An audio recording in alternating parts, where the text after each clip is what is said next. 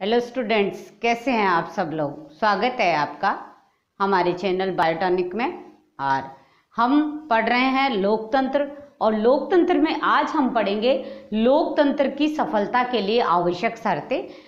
ये टॉपिक इसलिए भी चर्चा करना जरूरी था क्योंकि बहुत सारे कमेंट इस तरह के आ रहे हैं कि लोकतंत्र के अलावा कौन सी शासन प्रणाली है जो लोकतंत्र के दोषों को दूर करते हुए है अपनाई जा सके। लोकतंत्र का कोई विकल्प वर्तमान में नहीं है। लोकतंत्र सर्वाधिक सफल शासन प्रणाली है, लेकिन एशिया, अफ्रीका और लातिन अमेरिका के कुछ देशों में लोकतंत्र है वो असफल रहा और पुनः राजतंत्र या अधिनायकवाद की ओर वो देश है वो वापस उस शासन व्यवस्था की ओर मुड़ने लगे। तो लोकतंत्र स्वयं में किसी तरह का लोकतंत्र में कोई दोष नहीं है। लोकतंत्र सर्वाधिक सर्वश्रेष्ठ शासन प्रणाली है। लोकतंत्र के लिए जो आवश्यक सफलता की शर्तें हैं वो नहीं होने पर ही वहाँ लोकतंत्र है वो असफल रहा है या राजतंत्र की ओर उन्होंने मुंह मोड़ा है। तो आज हम चर्चा करेंगे कि लोकतंत्र के लिए लोकतंत्र एक सफल शासन प्रणाली के रूप में काम कर सके, इसके लिए कौन सी ऐसी परिस्थितियां हैं, कौन सी ऐसी शर्तें हैं जो अनिवार्य है। सबसे पहले शांति और व्यवस्था। वैसे तो प्रत्येक शासन प्रणाली ही शांति और व्यवस्था में ही बहुत बढ़िया काम कर सकती है, लेकिन लोकतंत्र के लिए ये बहुत अधिक आवश्यक है, क्योंकि जब शांति और व्यवस्था नहीं रहती है, कहीं अशांति, गृह युद्ध या बाहरी आक्रमण हो जाता है तो वहाँ पर जल्दी ही निर्णय लेने पड़ते हैं, और वो निर्णय है वो राजतंत्र में अधिक सरलता से लिए जा सकते हैं, क्योंकि लोकतंत्र शासन प्रणाली में जो निर्णय की प्रक्रिया है वो बहुत अधिक लंबी और बहुत ज़्यादा जटिल है, क्योंकि अनेक अनेक स्तरों पर निर्णय लिए जाते हैं। तो लोकतंत्र सफल तभी हो सकता है जब देश में शांति और व्यवस्था बनी रहे। दूसरी शर्त है सुदृढ़ राष्ट्रीय अर्थव्यवस्था, कि उस राष्ट्र की अर्थव्यवस्था बहुत अधिक दृढ़ होनी जरूरी है, क्योंकि जितना अधिक लोगों का जीवन स्तर अच्छा होगा, विकसित होगा, तो वो लोकतंत्र में निष्पक्ष नागरिक, सुदृढ़ नागरिक, सुनागरिक बनकर उभरेंगे और वहाँ की व्यवस्थाएं बहुत अधिक अच्छी होगी। तो लोकतंत्र के लिए अत्यंत आवश्यक है कि देश का जो सकल उत्पाद है वो बहुत अच्छे लेवल पे हो और वहाँ की अर्थव्यवस्था अच्छी हो। आर्थिक समानता की स्थापना। राष्ट्रीय अर्थव्यवस्था के अच्छे होने के साथ ही साथ आर्थिक समानता अनिवार्य है, यानी गरीबी और अमीरी, मजदूर और पूंजीपति, इनमें अगर बहुत अधिक चौड़ी खाई है तो लोकतंत्र है उसका वहाँ कोई अर्थ नहीं रह जाता, क्योंकि वहाँ का जो नागरिक है वो केवल और केवल अपनी जो आवश्यकताएं हैं, रोटी कपड़ा मकान है, उसी में लगा रहेगा। वो देश हित के बारे में या शासन जो निर्णय ले रहा है, सरकार जो निर्णय ले रही है उसके बारे में निष्पक्ष रूप से नहीं सोच पाएगा, क्योंकि सर्वप्रथम आवश्यकता जो मनुष्य की प्राथमिक आवश्यकता है उसका उद्देश्य उन्हीं को पूरा करना होता है। तो लोकतंत्र जब भी सफल हो सकता है जब उस देश के नागरिकों में लगभग आर्थिक समानता हो। आर्थिक समानता का ये अर्थ नहीं है कि सभी के पास समान संपत्ति हो, समान धन हो, बल्कि इतना जरूर होना चाहिए प्रत्येक नागरिक के पास में, समाज में, राष्ट्र में, कि वो अपना जीवन है वो सुचारू रूप से जी सके। सामाजिक न्याय की स्थापना। लोकतंत्र तभी सफल हो सकता है जब वहाँ समस्त नागरिकों को जाति, धर्म, लिंग और अर्थ के आधार पर किसी तरह का उनके साथ कोई भेदभाव नहीं हो और वहाँ सामाजिक न्याय हो, यानी मनुष्य को मनुष्य समझा जाए, उसके साथ किसी तरह का किसी भी आधार पर भेदभाव नहीं हो, तभी लोकतंत्र है वो सफल हो सकता है। क्योंकि लोकतंत्र में प्रत्येक लगभग 18 वर्ष के व्यक्ति को वयस्क माना जाता है और उसे मत देने का अधिकार है, और ये मत देने का अधिकार, राजनीतिक पद प्राप्त करने का अधिकार और सरकार बनाने का अधिकार है, वो सभी व्यक्तियों को समान रूप से अगर अवसर की समानता है तभी वहाँ लोकतंत्र सफल हो सकता है। तो लोकतंत्र के लिए सामाजिक न्याय है वो एक अनिवार्य शर्त है। अगला है शिक्षित व जागरूक जनता। लोकतंत्र के लिए शिक्षित नागरिक होना अनिवार्य है। वैसे प्रश्न आप कर सकते हो कि बहुत सारे, जैसे भारत का ही उदाहरण ले तो बहुत सारे भारत में जो नागरिक है वो सन 1947 से लेकर लगभग 1990 तक, जब तक साक्षरता मिशन नहीं चला था, तब तक बहुत सारे नागरिक असाक्षर भी थे, मतलब इलिटरेट थे, उन्हें लिखना पढ़ना नहीं आता था, लेकिन उन्होंने फिर भी एक सुदृढ़ मतदाता, एक सुनागरिक होने का हमेशा परिचय दिया था। तो लोकतंत्र के लिए शिक्षित होना जरूरी है और शिक्षित होने के साथ ही साथ जागरूक होना जरूरी है। ऐसा नहीं है कि शिक्षा में तो वहाँ के नागरिक है वो ग्रेजुएशन कर रहे हैं, पोस्ट ग्रेजुएशन कर रहे हैं, लेकिन सरकार के निर्णय के प्रति, शासन व्यवस्था के प्रति, समाज के अन्य व्यवस्थाओं के प्रति वो जागरूक नहीं है। तो उनका जागरूक होना बहुत अधिक आवश्यक है कि हमारे देश में क्या हो रहा है, इसके प्रति वो जागरूक रहे।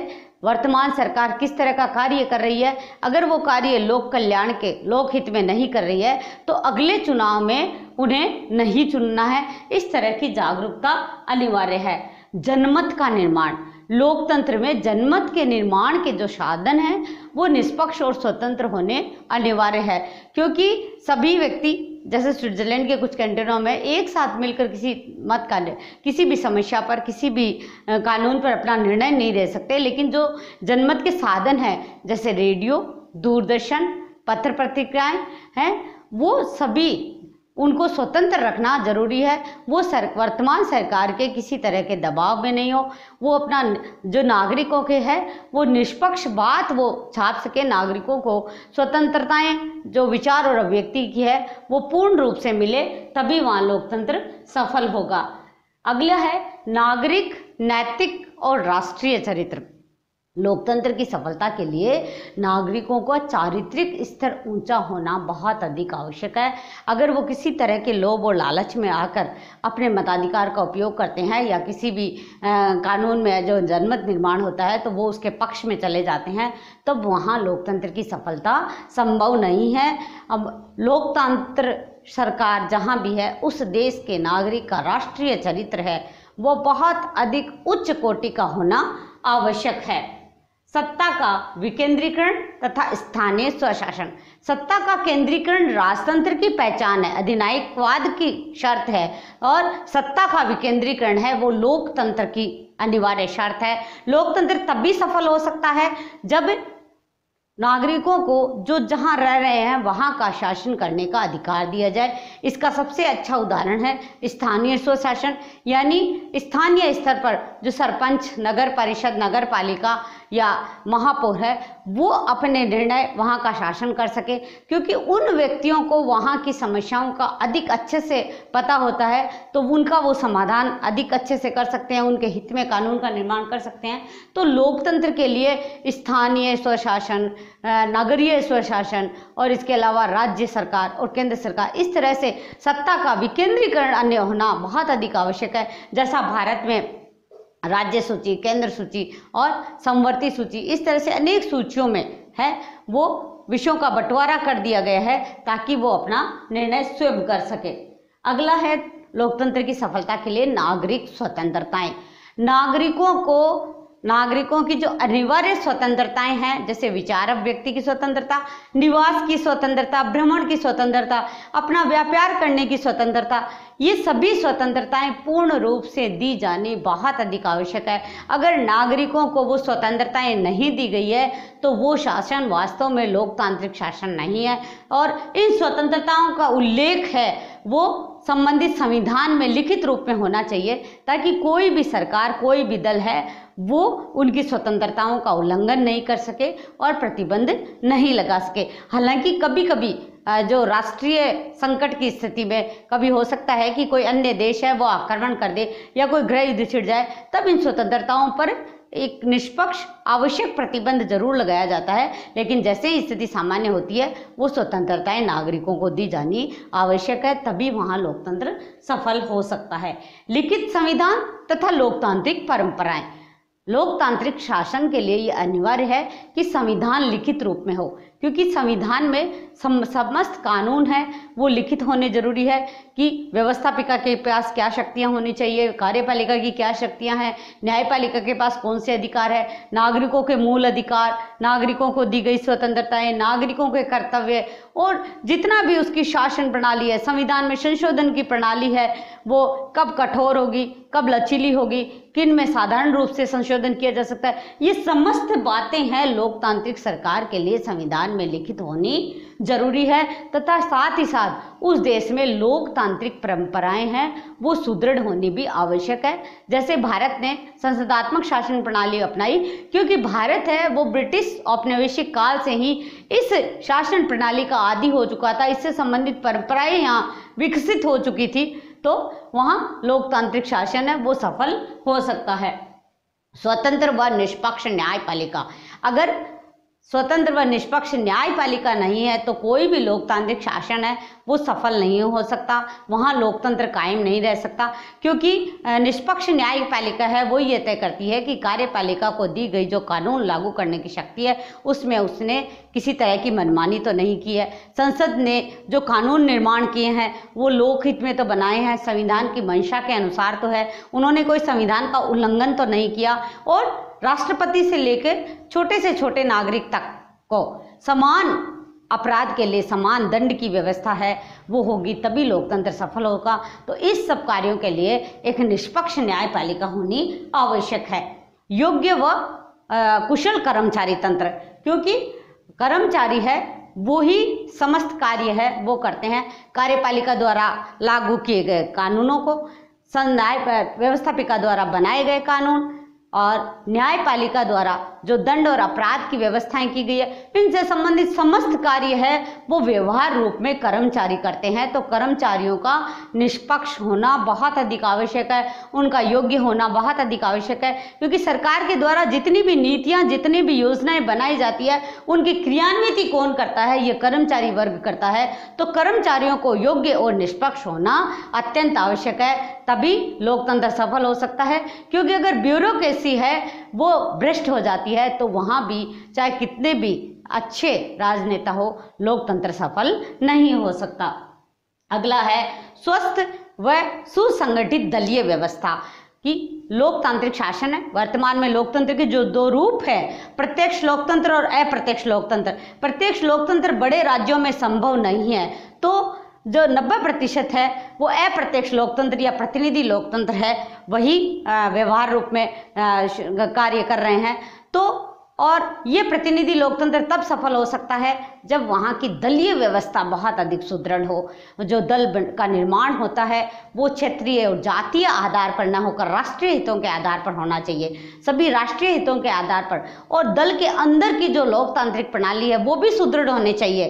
प्रत्येक दल जो राष्ट्रीय हित का दल है, राष्ट्रीय स्तर का दल है, उसमें समय समय पर चुनाव होने बहुत अधिक आवश्यक है, क्योंकि दल की व्यवस्था अंदर से जितनी अधिक लोकतांत्रिक और सुदृढ़ होगी वो दल उतना ही राष्ट्रीय हित में सरकार बनाकर शासन है वो ठीक ढंग से चला पाएगा और कल्याणकारी राज्य की स्थापना कर पाएगा। तो लोकतंत्र की सफलता के लिए बहुत अधिक आवश्यक है कि जो दलीय व्यवस्था के दोष है वो अधिक ना पनपे और कम से कम द्विदलीय या बहुदलीय शासन व्यवस्था होनी बहुत अधिक आवश्यक है। क्योंकि अगर एक दलीय शासन व्यवस्था होती है जैसा साम्यवादी देशों में है तो वहाँ लोकतंत्र सफल नहीं हो सकता। अगला है योग्य व निष्ठावान राजनेता।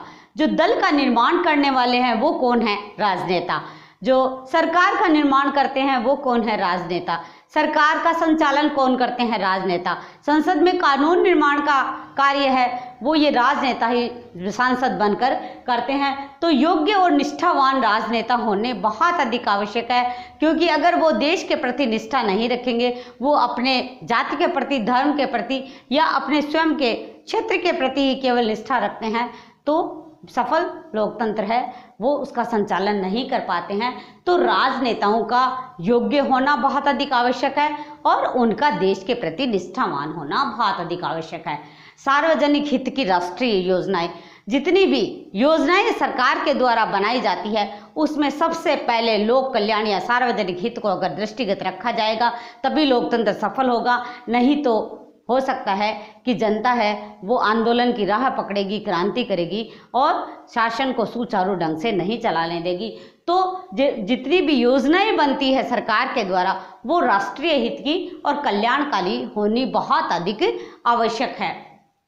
आधारभूत मामलों में राष्ट्रीय सहमति। जब भी देश को कोई आधारभूत मामलों में निर्णय लेना होता है, तब बहुसंख्यक और अल्पसंख्यक में न बंटकर एक मत होकर निर्णय दिया जाना अत्यंत आवश्यक है। तो जब भी देश हित की, जैसे मान लो हो सकता है जैसे वर्तमान में चीन है वो बार बार भारत की सीमाओं पर आक्रमण करता है, तो चीन के साथ किस तरह से मामलों का सुलझा और समाधान करना है, अगर ऐसी समस्याएं आती है उस समय है वो किसी भी दलीय हित या राष्ट्र अल्पसंख्यक या बहुसंख्यक या किसी भी इस तरह के वर्गों में बंटवारा न होकर आधारभूत मामलों में पूरे राष्ट्र है को एक मत निर्णय, एक सहमति से निर्णय लिया जाना बहुत अधिक आवश्यक है, तब लोकतंत्र सफल है। वरना तो अधिनायकवाद या राजतंत्र की ओर पुनः है वो देश बढ़ते जाएंगे, क्योंकि मैंने पूर्व में भी बताया कि लोकतंत्र का कोई वर्तमान में विकल्प नहीं है। लोकतंत्र अपने आप में असफल या उसमें किसी तरह के दोष नहीं है, वो वहाँ दोष है क्योंकि लोकतंत्र का संचालन है वो व्यक्तियों के द्वारा किया जाता है या उस देश की परिस्थितियाँ जिम्मेदार होती है। अगर कहीं कहीं लोकतंत्र है वो असफल रहा है तो ऐसा है। जब भी आपके सामने प्रश्न आता है लोकतंत्र का आलोचनात्मक परीक्षण कीजिए, उस समय आपको लोकतंत्र के गुण, लोकतंत्र के दोष और लोकतंत्र की सफलता के लिए जो आवश्यक शर्तें हैं वो लिखनी अत्यंत अनिवार्य है। आप ऐसा कीजिए कि जैसे 16 पॉइंट है तो पहले 16 पॉइंट बिल्कुल अच्छे से याद कर लीजिए और कम से कम एक एक पॉइंट के लिए 2 या 3 लाइन बिल्कुल परफेक्ट बढ़िया इनको विश्लेषण करते हुए वो तैयार कर लीजिए। निश्चित रूप से आपके नंबर अच्छे आएंगे। तो पढ़ते रहिए, आगे बढ़ते रहिए। धन्यवाद।